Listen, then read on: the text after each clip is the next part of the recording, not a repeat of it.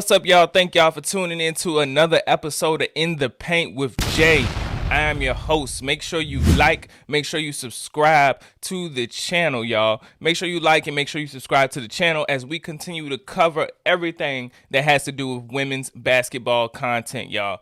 It's still going crazy. Of course, women's basketball continues to get more and more amazing. Definitely with the WNBA happening right now. The WNBA has players coming in from college, and they are already taking this thing up another notch. But the WNBA went ahead and made a move again. The Las Vegas Aces, they have officially signed my GOAT, Chennedy Carter. I love Chennedy Carter, y'all. Look, me and my friend was been talking about Chennedy Carter for like the last year, asking what happened to her in the WNBA. I really wanted to know what happened to Chennedy Carter because Chennedy played at Chicago on Angel Reese's first year. And that point guard right there is nothing to play with, y'all. She is aggressive. I'm talking about so aggressive. In a good way, because she can make a lot of things happen for her team. She's aggressive on the defensive end. She's super aggressive on the offensive end, and she knows how to get a bucket. The bench, ready to go. Carter without the ball, good Chicago. And already an offensive rebound for Cardoso. And it gives Reese with the task of staying with her. Asia trying to get a screen for Chelsea Gray, and Carter takes it away. Fourth to see her be able to get herself back. Reese frustrated, thought she fell tonight. The former Gamecocks as Plum got herself in the air and she knew it. And Jackie Young says, there's no way I'm clock.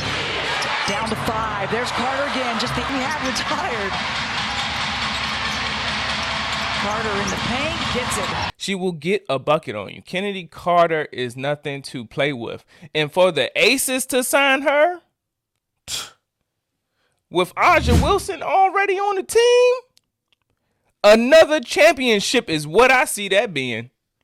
Because Chennedy Carter, even if she comes off the bench, she makes an impact on your team. She will make an impact on anybody's team. But to be with the Aces, man, that's a huge move. The Aces sat back and they watched everybody be excited about drafting these college players that just came out and some of these big time players. And then Aces said, watch this. We got a trick up our sleeve too. Went ahead and brought Chennedy Carter back to the league. I really want to know what happened to her, y'all. Did they ever say like what exactly happened to Chennedy Carter? I know she had that hard foul on Caitlin Clark, and they don't play about Caitlin. Play before bumping in with Caitlin, it seemed like she turned to you a little bit after the Fever I score. didn't answer no Caitlin Clark questions. Did she say anything to you? I don't know what she said. What'd you say to her? I didn't say anything. That's enough. I hope that wasn't the reason why she got, out the league for a little bit. Chennedy Carter, she is really a great player. She just plays with a lot of passion, y'all. We love players that play with a lot of passion. Come on now. We love that. We love the passion from Chennedy Carter. The Minnesota Lynx. They got Olivia Miles. She went number 2 in the draft. She is great. She's a good bucket getter and a true point guard. And it looks like the Minnesota Lynx are excited to have her. Minnesota Lynx head coach Cheryl Reeves, she recently talked to reporters and she expressed how excited she is to have Olivia Miles on her team. She said Olivia Miles is a true point guard. No shade to nobody else, but she's a true point guard and probably one of the best point guards they had in a long time. Just having a point guard. Having somebody that can generate easy baskets, on time, on target, rim pressure, playing pick and roll. There's a lot of things. And the first message I got, within about a minute after making our selection was from McBride, who is like, I'm going to have the ball in my hands. Like, I'm going to be wide open. So she's just really gifted. We felt like there was 2 players with generational skills in the draft, and the generational skill of passing and playmaking and point guard and leadership. If Courtney Williams is watching, I don't mean to suggest that she's not a great point guard, but this is the first real point guard we've had since Lindsay Whalen.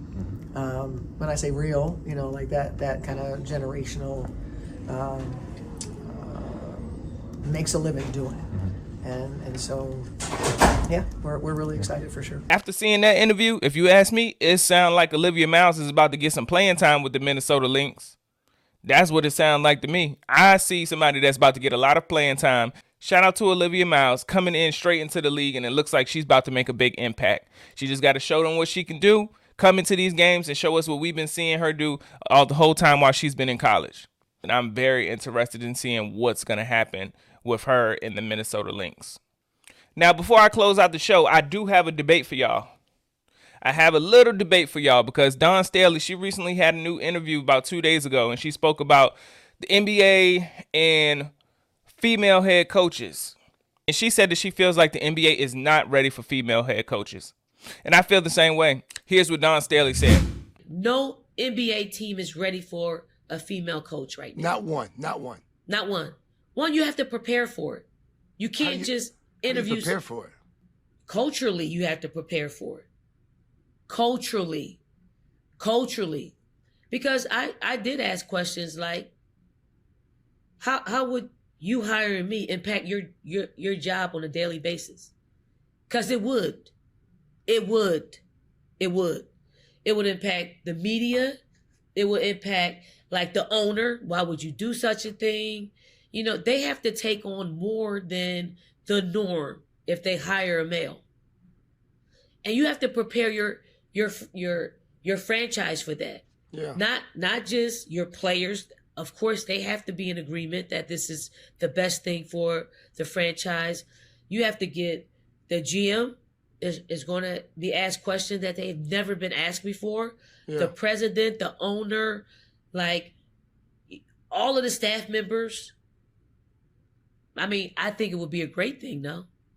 I think having a woman's touch around any franchise is going to help. Culturally, yes. I'm putting it out there so NBA franchises can get ready for a female coach. I might not be the one, but I'm letting people know that you have to prepare if you're going to hire a female coach. You have to prepare. You can't just hire the coach and then prepare. Because it'll be a rocky road for everybody. Like every person because they have to deal with things that they don't normally have to deal with because it's a female head coach. Now, if you're familiar with Dawn Staley's story, then you know this isn't her first time being approached by an NBA team about a possible situation where she could have been a head coach. The New York Knicks looked at her last year, and she had a formal interview with the New York Knicks, but they never officially offered her the job. Back in 2021, the Portland Trail Blazers, they also spoke with Dawn Staley about a possible head coaching decision. But things didn't fall out that way. But I totally understand where she's coming from because you have to be completely ready for what comes with having a female head coach. And it's sad that, you know, in 2026 that this would even be such a discussion. But unfortunately, you know, this would be a big shift in the NBA. And for some reason, I feel like it would just be a lot of backlash, no matter who the woman head coach was.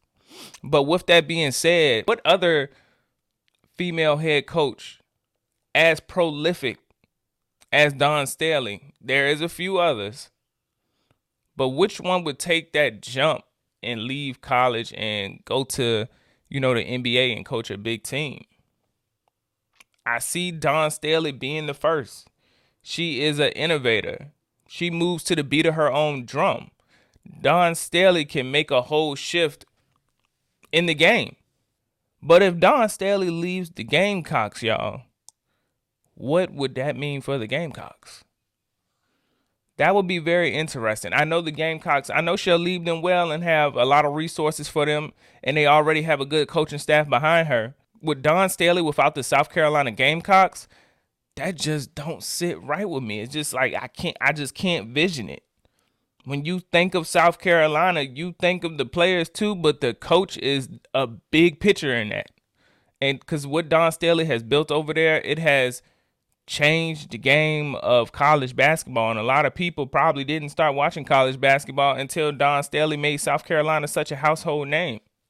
So I just want to know how y'all feel about if Dawn Staley were to be offered the perfect opportunity and she took that jump. What do you think that would mean for the South Carolina Gamecocks? Do you think it would be good for the NBA if the NBA had a female head coach, somebody like Dawn Staley? That would be a big deal if you ask me. That would be a really, really big deal. But I'm all for it. I love change. I love to see, you know, the first of something. So this would be the first female head coach in the NBA. That would be amazing, and that would be a big shift in the culture. So let me know what y'all think about that if something like that were to happen. Thank y'all again for tuning in to another episode of The Paint. Once again, like I always tell you, make sure you like, make sure you subscribe to the channel, y'all. Please make sure you like and subscribe to the channel. Leave some comments. Let me know what y'all think about these topics that we're talking about. Also, let me know if it's some topics that you want me to touch on. But thank y'all for tuning into The Paint. Once again, I am your host. I'll be back with another video this week. So make sure you stay tuned and turn on your post notifications so you can get the alert when I'm going live. Thank y'all, and I'm out.